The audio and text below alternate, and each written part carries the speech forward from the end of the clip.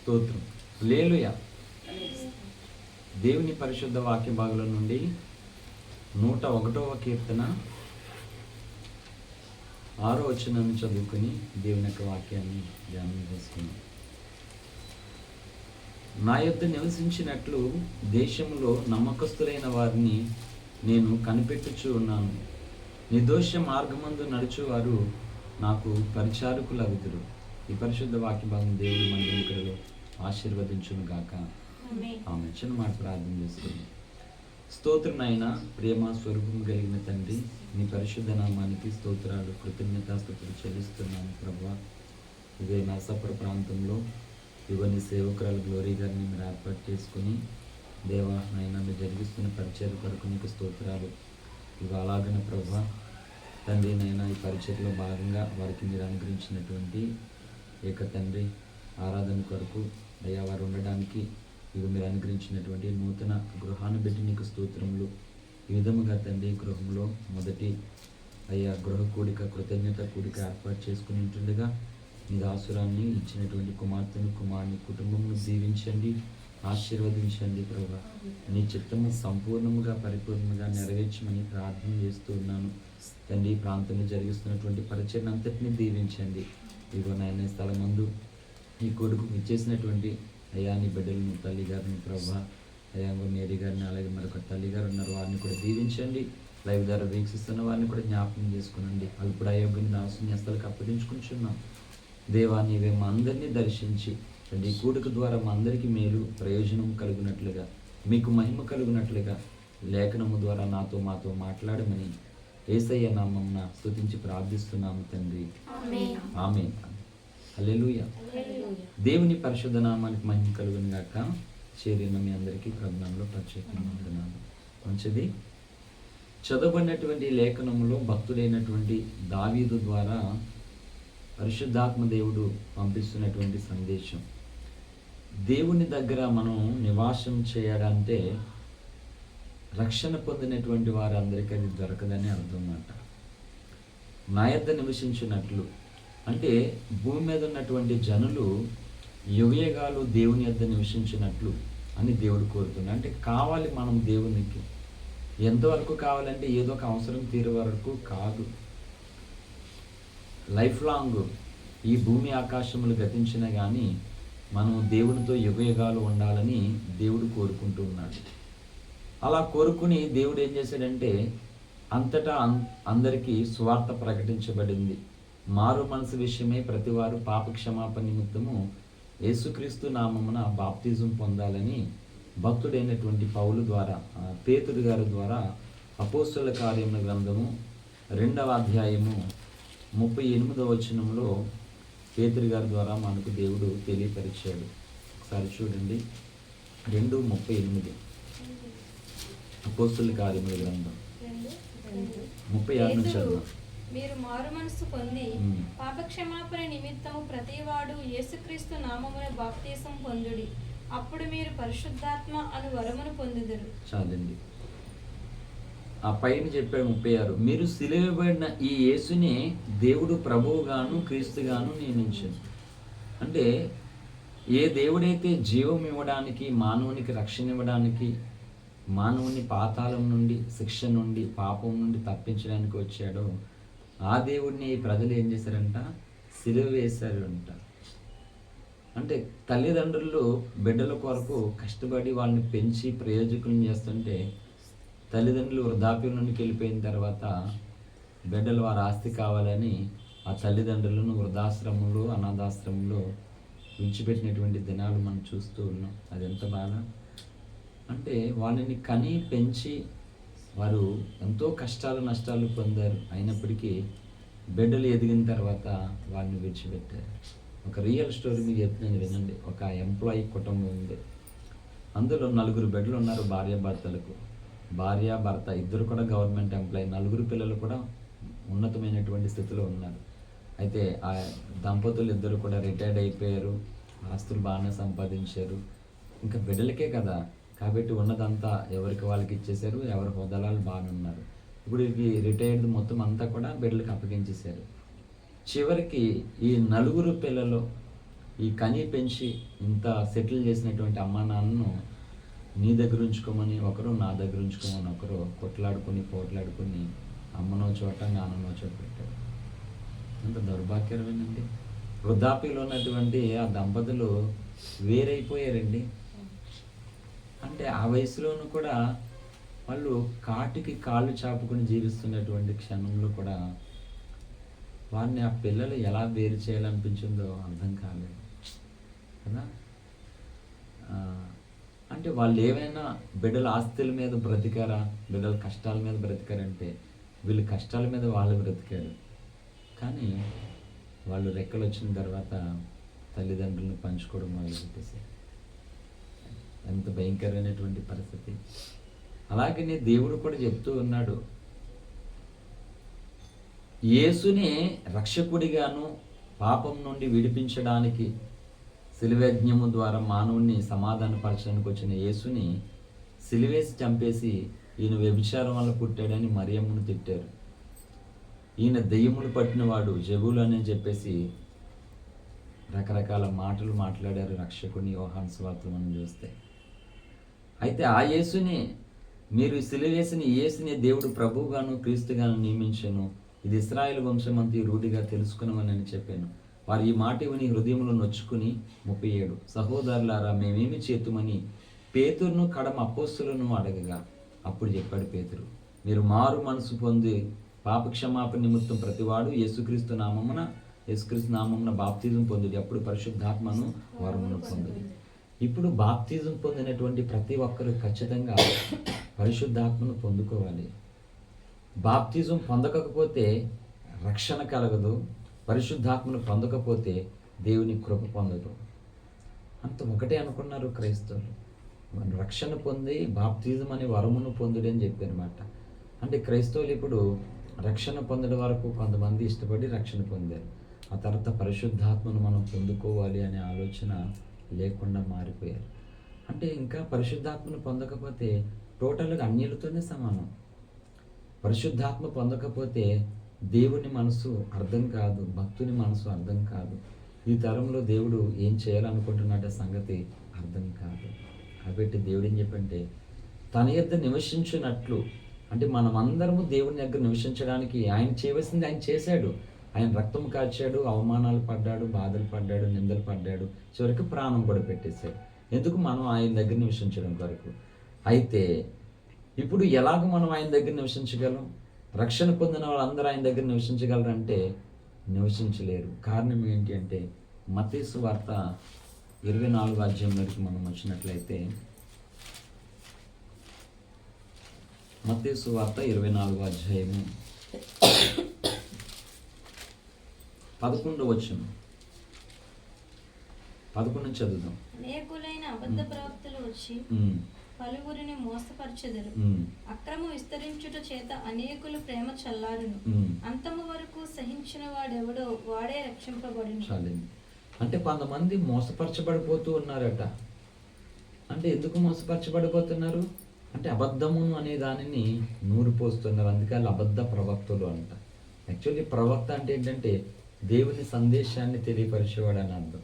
అబద్ధ ప్రవక్తలు అంటే అర్థం ఏంటంటే దేవుడు చెప్పలేని దాన్ని చెప్పడము, దేవుడి పర్మిషన్ లేకుండా సొంత అభిప్రాయాన్ని కలిగి ఉండడం, అంటే కూల్చడం అన్నమాట. అలాగే ఏం జరుగుతుందంటే అబద్ధాలతో వారు విశ్వాసాన్ని, ప్రేమను, భక్తిని కూల్చుకుని చల్లారిపోతూ ఉన్నారంట. అందుకని అంతం వరకు సహించిన వాడే రక్షింపబడను. అంటే రక్షింపబడడానికి అంతం వరకు, అంటే మన అంతం వరకు, మన ఊపిరి భూమి మీద ఆగిపోయే వరకు సహించాలి అంట. రక్షణ విషయమే, దేవుని విషయమే, సువార్త విషయమే, కనుక దర్శన విషయమే సహించాలి. ఇప్పుడు ప్రెగ్నెంట్గా ఉన్నటువంటి ఒక తల్లి బిడ్డ మొదలుకొని నెల నిండే వరకు చాలా సఫర్ అవుతూ ఉంటుంది. నా వల్ల కాదు, తట్టుకోలేను, ఇంకా నా కాదని అంటే అవుతుందా తీసేసుకోవడానికి? ఒకవేళ ఆమె తొందరపడి ఏదైనా చేసుకుందనుకో బిడ్డను కోల్పోవాలి, అంటే ఒక ప్రాణాన్ని పోగొట్టుకోవాలి, అంటే నష్టపోతుంది తనే, ఎవరికి నష్టం కాదు. ఆ విధముగా దేవునిలో ఈ సహనం అనే దాన్ని దూరం చేసుకుంటే నష్టపోతున్నది దేవుని ప్రజలు మనమే అంట. అందుకే అంతవరకు సహించిన వాడే రక్షింపబడను. అంటే అంతవరకు సహించలేనటువంటి వారు కార్యాన్ని చూడలేరు, గమ్యానికి చేరలేరు, గురి వద్దకు నడవలేరని అర్థమాట.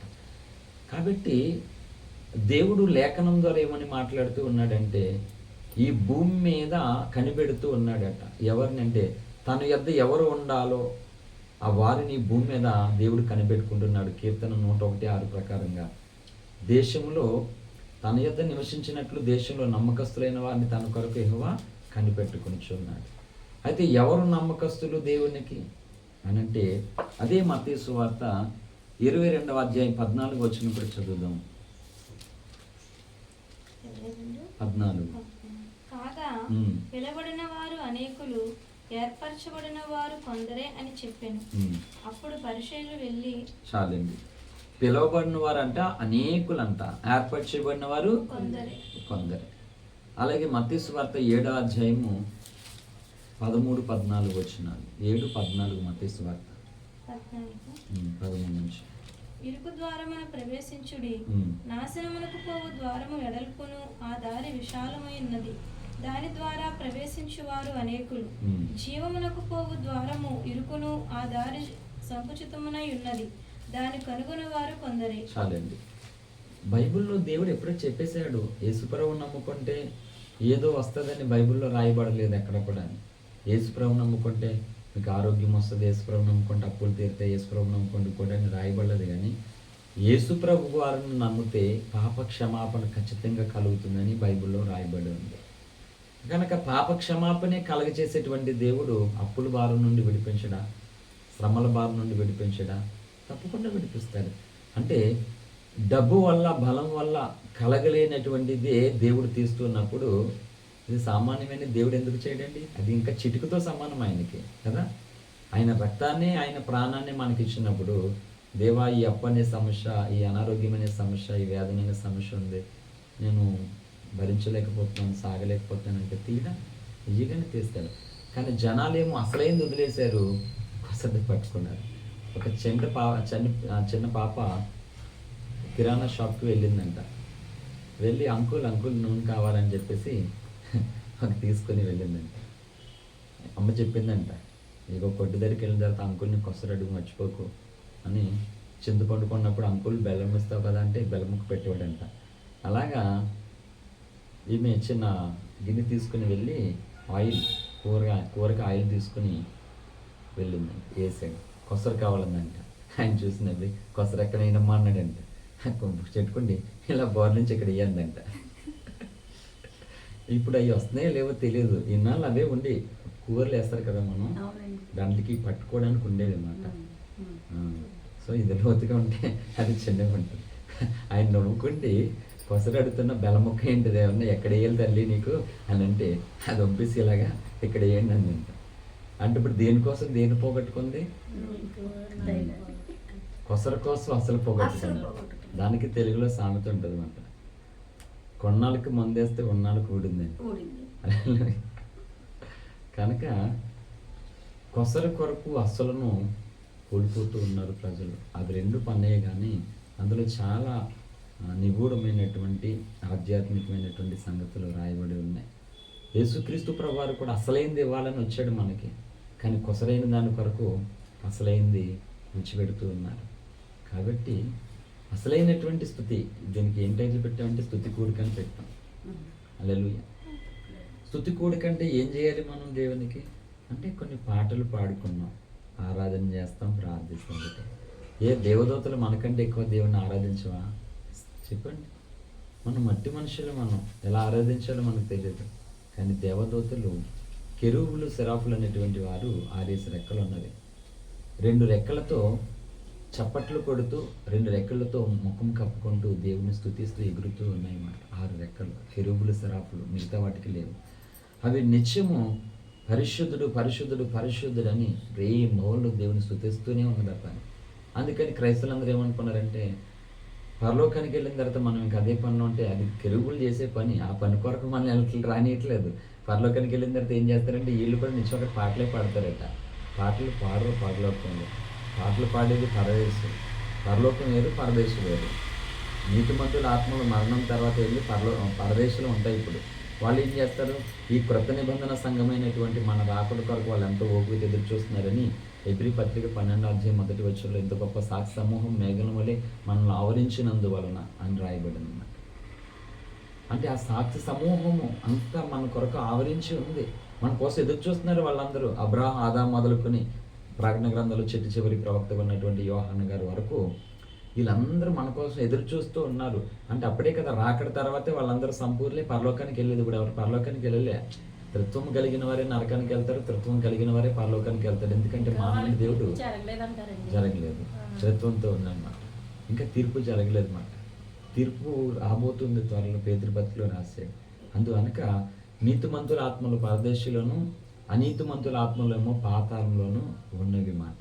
ఆ తర్వాత ప్రభు రెండవ రాకడ వచ్చిన తర్వాత సంఘాన్ని తీసుకువెళ్ళిన తర్వాత తీర్పు అనేది తర్వాత జరుగుతుంది. అంతవరకు వాళ్ళు ఏం చేస్తారంటే, ఇప్పుడు దేవుడిని స్తుతిస్తూ ప్రేమిస్తూ నా పిల్లలు ఎప్పుడు త్వరగా వస్తారో, స్కూల్కి వెళ్ళిన పిల్లలు ఇంటికి ఎప్పుడు వస్తారు, ఇంకా టైం అయింది రాలేదంటే అని అమ్మ నాన్న ఎదురుపడతారు.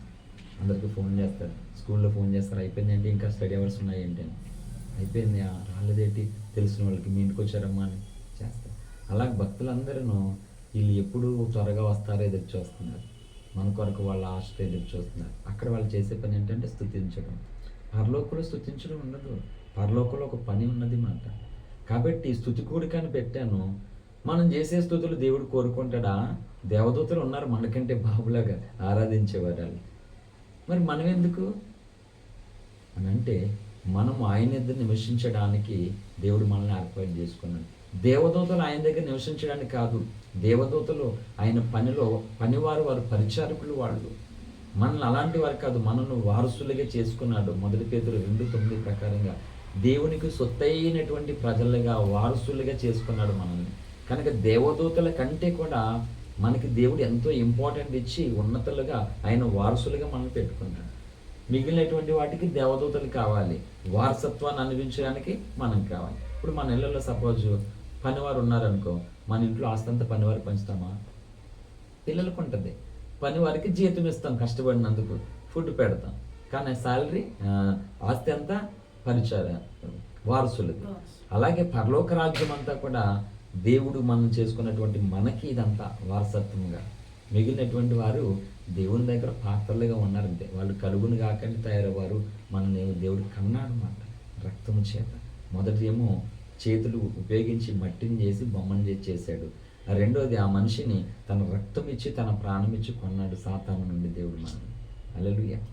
కాబట్టి ఆ మనుషులైనటువంటి మనము దేవుని దగ్గర నివసించాలి అంటే మత్తయి 7:14, మత్తయి 2:14 ప్రకారముగా ఇరుకు ద్వారమున ప్రవేశించే పోరాడుడి, అందులో ప్రవేశించేవారు కొందరే, విశాల మార్గమున ప్రవేశించేవారు అనేకులంట. అయితే ఆ మార్గము నాశనానికి తీసుకెళ్ళిపోయాను.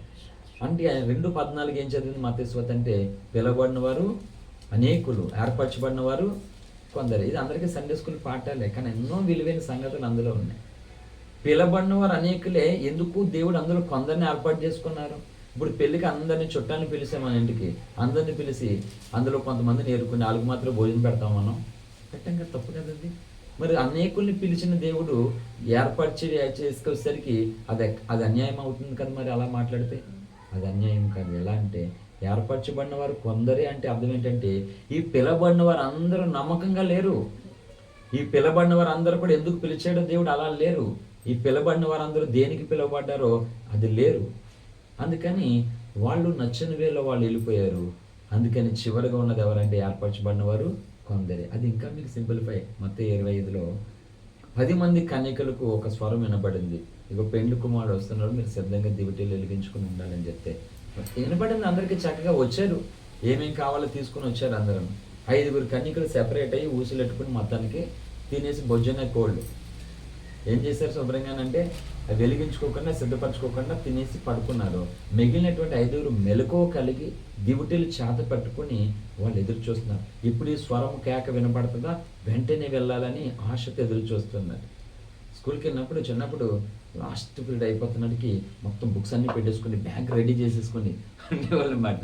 అక్కడ బెల్ల టక్మని కొట్టగానే పరుగో, ఇంకా ఆగొద్దు, ఇంకా గంట బాగానే పరుగు. లేకపోతే కొంతమంది మా ఫ్రెండ్స్ ఏం చెప్పారు తెలుసా, ఇంకా పుస్తకాలు బెంచ్ అంతా డస్క్లోనే అక్కడిక్కడ పెట్టేసుకుని బెల్ల కొట్టిన తర్వాత తెచ్చుకుని ఒరే ఉండరు వచ్చేస్తున్నానని ఇది పరిస్థితి. మేము మొత్తం అన్నీ ఎట్టేసుకుని అందులో తోసేసుకుని తగిలించేసుకుని రెడీగా ఉండేవాళ్ళు ఇలాగా. సార్ వెళ్ళాడే లేదు అని అసలు అక్కడ బెల్లం మోగిందా పరుగు ఇంకా.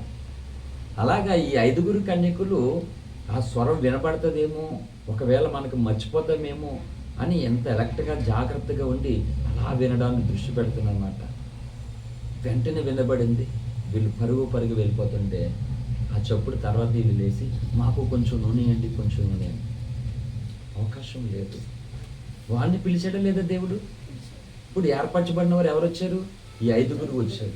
అంటే వాళ్ళని వద్దన్నాడా దేవుడు? అంటే దేవుడు ఎప్పుడు ఎవరిని వద్దనలే. అంటే చాలామంది అన్ని సోదరులు అన్నాడు, మేము మమ్మల్ని నరకానికి వేసేస్తాడు మీ దేవుడు నమ్మకపోతేనండి. నరకంలో ఉన్న వాళ్ళని రక్షించడానికి వచ్చాడు ఆయన, నరకానికి వేయడానికి రాలేదు ఆయన. ఆయన నరకానికి వేయడానికి వస్తే ఎవరు స్వర్గానికి వెళ్తాడు? నరకంలో ఉన్నటువంటి వ్యక్తిని రక్షించడానికి వచ్చాడు. అందుకని నాకు కావాలనుకున్న వాళ్ళు అందరూ వచ్చారు. మరి మాలోల దేవుడు నువ్వు నమ్మేవేట్రా అని ఈడు పక్కకి వెళ్ళిపోయాడు. ఆయన్ని కూడా పిలిచాడు దేవుడు. ఆడే మాలోల దేవుడు మాదిగోల దేవుడు అని వద్దనుకున్నాడు. ఆడిపోయాడు. మళ్ళీ ఏమన్నాడు? మీ దేవుడు నమ్మకపోతే మమ్మల్ని నరకంలోకి వేసేస్తాడా? ఇది ఎలా న్యాయం అన్నాడు. అది ఎప్పుడు అర్థమవుతుంది? ఎవరికి నరకంలో ఉన్నావురా ఆల్రెడీ, మనం రక్షించడానికి వచ్చాడు. కాకపోతే నువ్వు అడుకోవాలి ఆయన నన్ను రక్షించని, నువ్వు మనసుకో, ఆయన ఏం చేస్తాడు? ఇది పరిస్థితి. కాబట్టి నివసించినట్లుగా కొందరిని ఏర్పాటు చేసుకుంటారంటే అర్థం ఏంటంటే అందరూ ఉన్నారు, అందరూ దేవుడిని తెలుసుకుంటూ ఉన్నారు, వస్తూ ఉన్నారు. కానీ కొంతమంది మోసపోతూ ఉన్నారు, నష్టపోతూ ఉన్నారు, వెళ్ళిపోతూ ఉన్నారు. తమ ఆలోచనలు తమ స్వబుద్ధిని ఆధారం చేసుకుని వెళ్ళిపోతూ ఉన్నారట. అందువల్ల కొంతమందే మిగిలారు. ఆ నమ్మకస్తుల కొరకు కనిపెడుతున్నాడు దేవుడు. సో ఈ స్తుతి కూడిక ద్వారా ఏంటంటే భక్తి జీవితంలో, మన జీవితాల్లో, కుటుంబ జీవితంలో ఎన్నో ఇబ్బందులు, కష్టాలు, కన్నీళ్ళు కామన్గా ఉంటాయి. దేవుడు నమ్ముకున్న వాళ్ళకు ఉన్నాయి, నమ్ముకోలేని వాళ్ళకు ఉన్నాయి.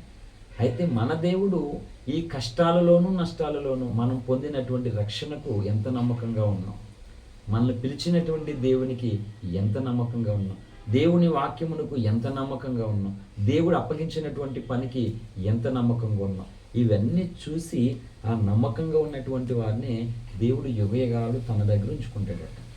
అందుకే కొంతమంది మత్తయి సువార్త 7వ అధ్యాయంలో ప్రభువా అని పిలుచు ప్రతివాడు నాకు పాత్రుడు కాదన్నాడు. అంటే అందరూ అన్నారట. అలా అన్నారు, అదేంటి ప్రభువా మీరెవరో నాకు తెలియదు పొండి అని ఆయన అంటే, నీ నామాన్ని ఎన్ని దెయ్యాలు వదిలిగొట్టాను, ఎన్ని కార్యాలు చేశాను అన్నారు. అక్రమం చేయవారులారా మీరెవరో నాకు తెలియదు పొండి అన్నాడు మాట దేవుడు. అంటే ఆయన ఆ మాట అంటే ఎక్కడ పోతాం మనం? ఏంటి, హైకోర్టు తీర్పు తీర్చేసింది, సుప్రీంకోర్టులో అప్పీల్ చేసుకునే అవకాశం ఉంది. ఇంకా సుప్రీంకోర్టు కూడా చేసేసిన తర్వాత ఇంకేం చేసేది ఏమి లేదు ఇంకా. అలాగా అసలైన సుప్రీంకోర్టు దేవుడే తీర్పు తీర్చేసిన తర్వాత ఊర్లో సర్పంచ్ దగ్గరికి వెళ్ళి చూడండి దేవుడు అలా తీర్పు తీర్చడానికి సర్పంచ్ దగ్గరికి వెళ్తే ఉంటుందా? ఆయన ఏం చేయగలడు? ఏమీ చేయలేడు. కాబట్టి ఇప్పుడు మూలవాక్యం చదవని ముగించేస్తాను. 101:6 కీర్తనలు.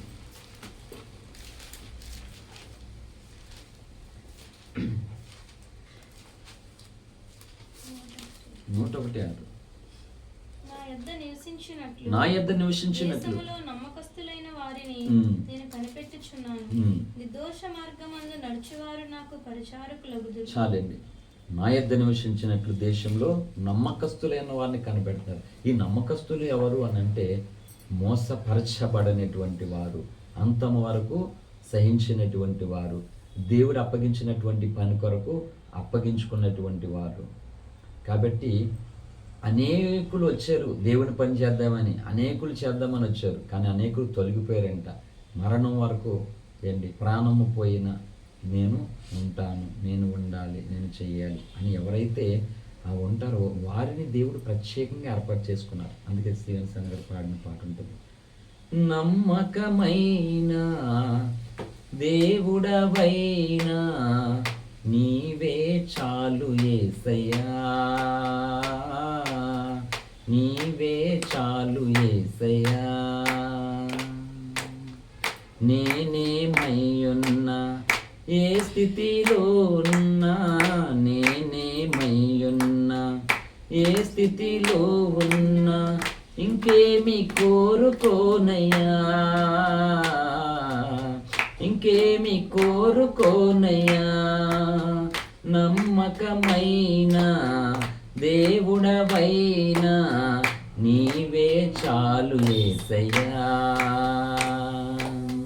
జ్ఞానమంతము చూసి శక్తిధార పోషిన నష్టమే మిగులుచుండినా. జ్ఞానమంత చూసి శక్తిధార పోసిన నష్టమే మిగులుచుండినా. సాయము చేసే నీవు నాకుంటే, సాయము చేసే నీవు నాకుంటే చాలు యేసయ్యా, చాలు యేసయ్యా. నమ్మకమైన దేవుడవైనా నీవే చాలు యేసయ్యా, నీవే చాలు యేసయ్యా. ఇక్కడ విచిత్రం ఏంటంటే బాబు స్టీవెన్సన్ గారు దేవుడు నమ్మకమైన వాడే ఏంటి, దేవుడు నమ్మకమైన వాడే. కానీ దేవుడు ఏం చెప్తున్నాడంటే నువ్వు నేను దేవునికి నమ్మకంగా ఉండాలంట. ఆయనే చెప్పేశాడు, నేను నిన్న నేను నిరంతరము ఏకరీతిగా ఉన్నాను. అంటే ఒకేలా ఉన్నాను, కానీ మనిషి ఒకేలా లేడు, ఒకేలా లేడు. అదే ప్రాబ్లం మనకి. అంటే దేవుని పట్ల, రక్షణ పట్ల, గురి పట్ల, గమ్యం పట్ల ఒకేలా లేకపోవడమే ప్రమాదం, ఒకే లేకపోవడమే నష్టం. అందుకే కదా ఈజీగా సాతానుడు రకరకాలమైనటువంటి కుయుక్తులు కలిగి చేస్తున్నాడు, ఒక్కొక్కరిని ఒక్కొక్క రకంగా త్రోవ తప్పిస్తూ ఉన్నాడు. కాబట్టి విశాల మార్గంలోనికి అనేకులు వెళ్తూ ఉన్నారు. ఇరుకు ద్వారం అని తెలుసు, ఈ క్రైస్తవ మార్గం అంటే ముళ్ళ మార్గం అని తెలుసు, రాళ్ల మార్గం అని తెలుసు, కటుక మార్గం అని తెలుసు, కష్టాలు కన్నీళ్ళు అని తెలుసు. అయినా సరే నా ప్రభు వచ్చంటే ఇవేవి నాకు ఉండవు అని నమ్మిన వారు, ప్రభు కోసం కనిపెట్టిన వారు నమ్మకస్తులై యుగయుగాలు ఉంటారు. ఇదేంటి దేవుడు నమ్ముకున్నాను కానీ నా పరిస్థితి ఎలా ఉంది, ఏమీ మారలేదేంటి పరిస్థితి, ఇదేంటి దేవుడు ఏం చేయలేదంటే విశాల మార్గాన్ని కోరుకుంటున్నారు వాళ్ళు, సేఫ్ లైఫ్ని కోరుకుంటున్నారు, సంతోషాలు కోరుకుంటున్నారు. కాబట్టి వాళ్ళు తొందరగా సాతాండక ఊరిలో పడిపోయి వెళ్ళిపోతారు. అందుకే మీరు చూడండి, బేజలాజులు ఉన్నాడు కదా, ఇప్పుడు చెప్పాను కదా, అధ్వానం ఏముంది ఆయన దగ్గర, ఏమీ లేదు. కానీ ఎలా నమ్మకస్తుడిగా ఉన్నాడు చూడండి. పొందిన రక్షణకే నమ్మకస్తుడే అన్నాడు. దేవుడు ఎందుకొరకు పిలిచాడు ఆ పిలుపులో? నమ్మకస్తు. ఇంకా భక్తులు ఎవరిని ఇంట్రడ్యూస్ చేయట్లేదు నేను. కాబట్టి అలాగ దేవుడు నమ్మకంగా కాదు, మనము ఆయనకి నమ్మకంగా ఉంటేనే ఆయన ఎదుట మనం యుగయుగాలు నివసిస్తాం. ఒకవేళ అపనమ్మకస్తులు ఉంటే, ఫర్ ఎగ్జాంపుల్ మీకు సింప్లిఫై చేసి ముగిస్తాను. ఇశ్రాయేలీయులు ఐగుప్తు దేశంలో 430 సంవత్సరాలు బానిసలుగా బ్రతికారు, చాలా కష్టాలు పడ్డారు. ఆ నిర్గమకాండం 1-2 అధ్యాయాలు చూస్తే వాళ్ళు మూర్ఖులు దేవుడు విన్నాడంట. అంటే గట్టిగా ఏడ్డానికి కూడా లేదు, వాళ్ళకి గట్టిగా ఏడలేదు. వాళ్ళు ఏదైనా పెట్టనుకో, ఇది నేను తినను నాకు వద్దని కూడా లేదు. వాడు ఏది పెడితే అది చచ్చినట్టు తినాలి, రెస్ట్ లేదు, ఏమీ లేదు. అంత భయంకరమైన బానిసత్వం. ఇశ్రాయేలు అంటే మన పితరులు, మన ప్రజలు. వాళ్ళు మూలుగులు దేవుడు జ్ఞాపకం చేసుకుని వారిని విడిపించాడు దేవుడు. పాలు తేనెలు ప్రవహించే దేశం, ఎంత తిన్నా తరగని సమృద్ధి కలిగిన దేశంలోనికి దేవుడు తోడుకొని వెళ్ళిపోయాడు. అందరినీ విడిపించాడు ఆ కష్టాల నుండి, నష్టాల నుంచి. మొదలు పెట్టారు, దేవుడు అద్భుతాలు చూస్తున్నారు. చివరికి ఎంతమంది వెళ్ళారు అక్కడికి? యెహోషువ, కాలేబులు వెళ్ళారు. అంటే వాళ్ళ గోత్రాలకు సంబంధించినటువంటి వారు వెళ్ళారు. మిగిలినటువంటి ఈ సంతతి 30 లక్షల మంది అన్నారు, ఎక్కడికి వెళ్ళారు? వాళ్ళందరూ అరణ్యంలో చనిపోయారు. ఎందుకు? నమ్మకంగా లేరు. అన్ని అద్భుతాలు చేశాడు దేవుడు, ఎక్కడ నమ్మకంగా ఉన్నాం? అన్ని కార్యాలు చేశాడు దేవుడు, ఎక్కడ నమ్మకంగా ఉన్నాం? లేరు. అందుకని రాలిపోయారు వాళ్ళందరూ. ఈ కాలేబు కానీ యెహోషువ కానీ చేరగలిగారంటే కారణం ఏంటంటే మోషేకి నమ్మకంగా ఉన్నారు, మోషే దేవుడికి నమ్మకంగా ఉన్నాడు. ఈరోజు అది కనబడట్లేదు దేవుని సంఘంలోనూ. అప్పుడు మరి దేవునికి మనం దేవుడు ఏం చేయలేదంటే ఎట్లా చేస్తాడు చెప్పండి? ఆయన చెప్పాడు అక్కడ, మీరు నా యొద్ద నివసించాలని పిలిచానని. కొంతమంది వెళ్ళిపోయారు, ఏర్పరచబడిన వారే ఉన్నారు. వాళ్ళే ఈ నమ్మకస్తులైనటువంటి వారంట. కాబట్టి వారిని బట్టి దేవునికి ఎల్లప్పుడు స్తుతి కలుగుతుంది, వారిని బట్టి దేవునికి ఎల్లప్పుడు మహిమ కలుగుతుంది. మనకి కార్లు ఉన్నాయని దేవునికి మహిమ కలదు, కాళ్ళు లేవని మహిమ కలగడం మానదు. ఏంటి, మనం బలం ఉన్నదని దేవునికి మహిమ కలగదు, మనం బలహీనమని దేవునికి అవమానము కలగదు. రివర్స్ అయిపోతుంది క్రైస్తవ సమాజంలో. ఏంటి, ఈ భౌతిక సంబంధమైనటువంటి ఇదంతా కూడా ఈ లోకాన్ని చెప్పుకోవడానికి, దాన్ని బట్టి పరలోకంలో 1 ఇంచు బహుమానం తరగదు పెరగదు ఈ సంబంధమైనటువంటి దాన్ని బట్టి. కాబట్టి మన భక్తి జీవితంలో మనం ఏ స్థితిలో ఆ స్థితిలో మనం దేవునికి నమ్మకమైనటువంటి వారిగా మనం ఉన్నప్పుడు, యెహోషువ మోషే సారథ్యములో ఆ నమ్మకాన్ని నేర్చుకున్నటువంటి యెహోషువ, కాలేబులు ఆశ్రయించిన వారే కనానులో ప్రవేశించారు. మిగిలిన వారు ఈ మధ్యలోనే మోషే దగ్గర ఉంటుండగానే రాలిపోయారు అందరూ. మరి దేవుడు రాలిపోవడానికి రప్పించాడు ఐగుప్తు దేశం నుండి. ఇప్పుడు దేవుడు క్రైస్తవుని రక్తము కార్చి ప్రాణం పెట్టి నరకానికి వేయడానికి పిలిచాడా? రక్షించడానికి పిలిచాడు. ఇప్పుడు ఏం చేశారంటే వాక్యాన్ని విడిచిపెట్టారు, బైబిల్ని విడిచిపెట్టారు, దేవుడి సన్నిధిని విడిచిపెట్టారు. మిగిలినటువంటి దాని కొరకు వెంబడిస్తూ వెళ్ళిపోతూ పరిపిస్తారు. మన ఎలక్షన్ టైంలో ఆదివారం చర్చిలు మానేసి క్రైస్తులు పార్టీలు వెనకాల తిరిగి దేవుడిని సన్నిధిని విడిచిపెట్టి జెండాలు మోసి ఆధారం కూడా వదిలేసుకొని మరి వీళ్ళు నమ్మకస్తులు అంటారు.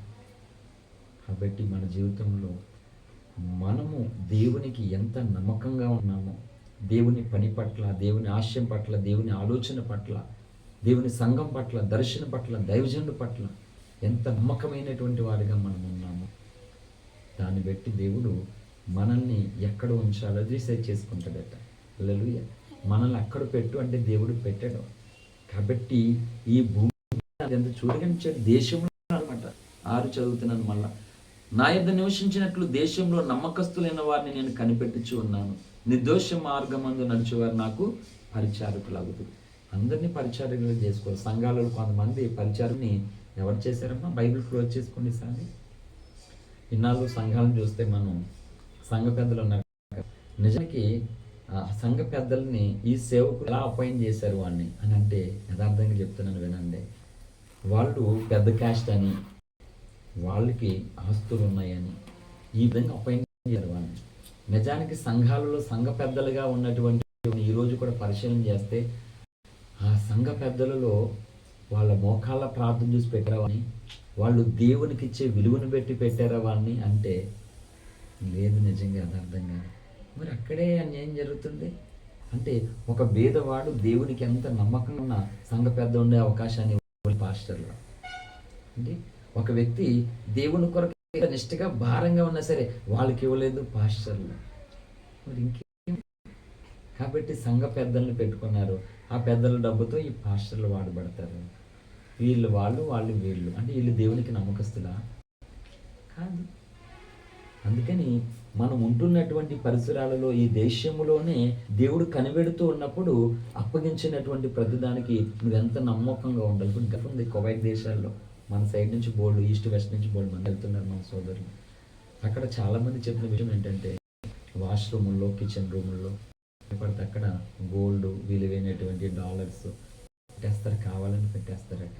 వాళ్ళకుండే సీసీ కెమెరా ఫుటేజెస్ వాళ్ళ ఇంటికి వచ్చినటువంటి పవర్ ఎంత కోసం మేము ఒకవేళ ఇక్కడ వెళ్ళి తన చేతులు వీళ్ళకి అప్పగిస్తే వీళ్ళెంత నమ్మకంగా ఉంటారని తెలుసుకోవడానికి రకరకాల ఉన్నారు. ప్రస్తుతం అప్పుడు కువైట్ నుంచి చేస్తుంటారు, ఫోన్ పే చేయించుకుంటారు.